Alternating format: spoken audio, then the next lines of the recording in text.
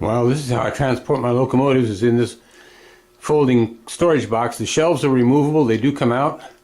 So I have locomotives on this side, it closes like a book. Here's the other side, locomotives there. So I'll give you some idea, I get 8 locomotives on this side, and I got what, 3, 5, 8 on this side, and plus on the bottom shelf I got 3 cabooses.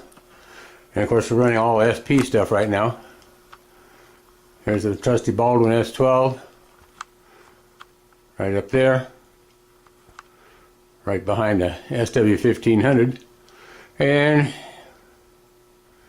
one of the GP40s, and of course we got a trusty set of 3 F units. The last F units were retired in 1972 on the SP, replaced by newer power like the SD45T-2, which is this one right here. It's an SD45T-2.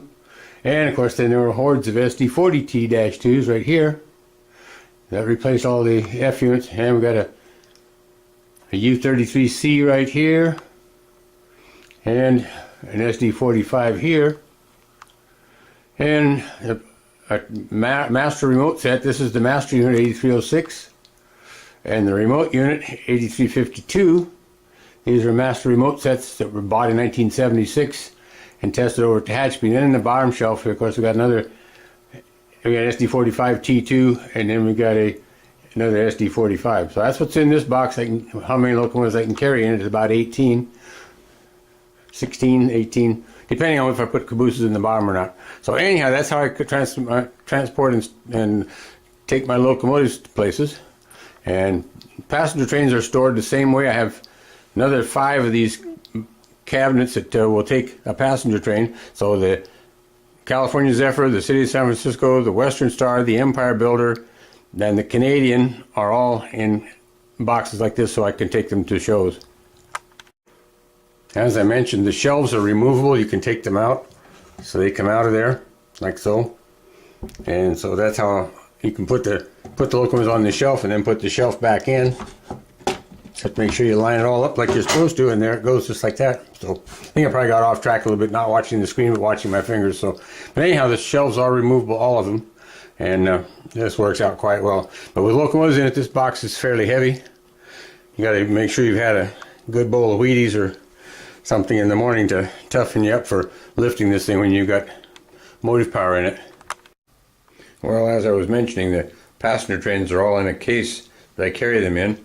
It's almost identical to the locomotive case. It's right over here.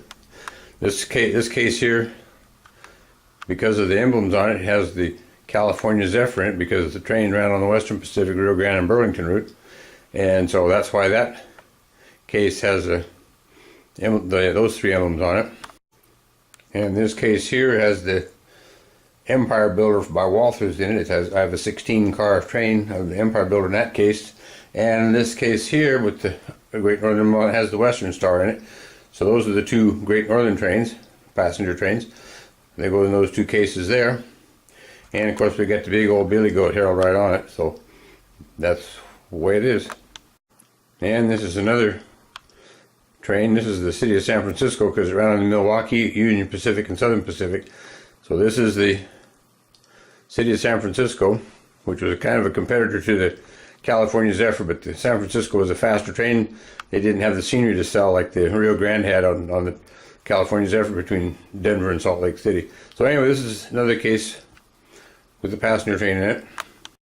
And this unmarked case is the one that carries the Canadian Pacific's Canadian in it. And I haven't found any stickers for it yet, but it'll get a Canadian Pacific sticker on it if I can find one. So, but this is the Canadian from Rapido trains. And this is the Canadian. When you open the cases up, this is what it looks like inside, just like the locomotive one before. I actually have room for 2 more cars in here before to really fill the box. This one shelf, second one up from the bottom there, is empty, but so I could put a couple more cars in there. But this is the Canadian Pacific's Canadian. I just got it after about 2 years of waiting for it, and it was well worth the wait. It is a beautiful train, and I haven't run it much yet, so we'll have to give that a try. But anyway, that's how the passenger trains, all of them are in the cases, are this way. This is the way they look when you're taking them from here to there. just as in the locomotive case I showed before, the shelves come out, and so you can take them out. Each of the cars is held down by 2 elastic straps, and then there's a nail in a dado right here that kind of holds the strap down. This keeps the cars from falling around inside the case. So that's how it's held together. It's just like that. Well, this is the California Zephyr in the carry case. The locomotives and 2 cars are missing for it. I've got them down at the city library in a display in a glass case. The librarian wanted to do a name train as a display, so we've got the locomotives, one of the Pullmans, and the OBS car, the Dome OBS car, are down at the library with some videos and some books about the California Zephyr in a display. So right now my California Zephyr is missing a couple things here, like the locomotives in the bottom there, and on the other side over here also the one of the Pullmans and the OBS car, and then some more locomotives that normally ride in this case. But yeah, this is the Cal Z, and by Broadway Limited. It's a beautiful train.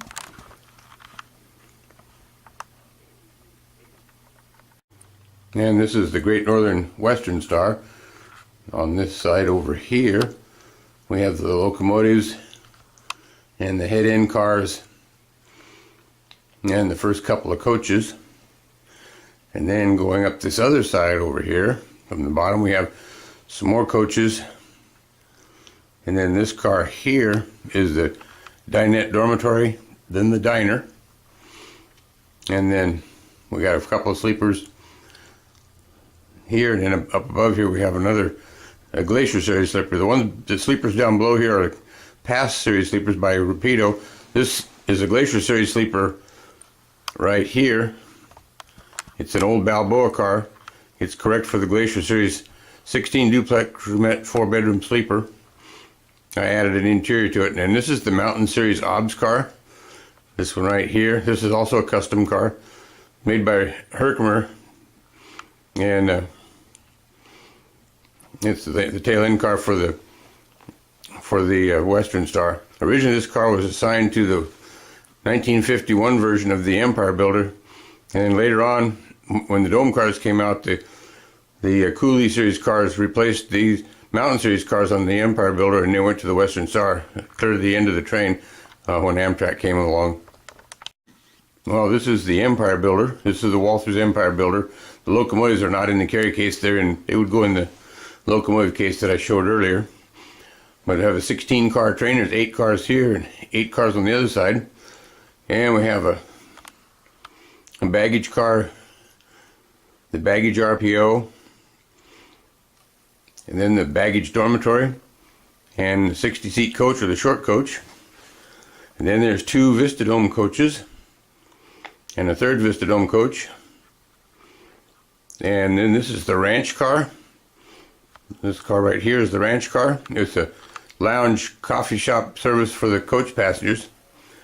And then over here on the other side, we have a past series sleeper, a different floor plan than the original set past series sleepers.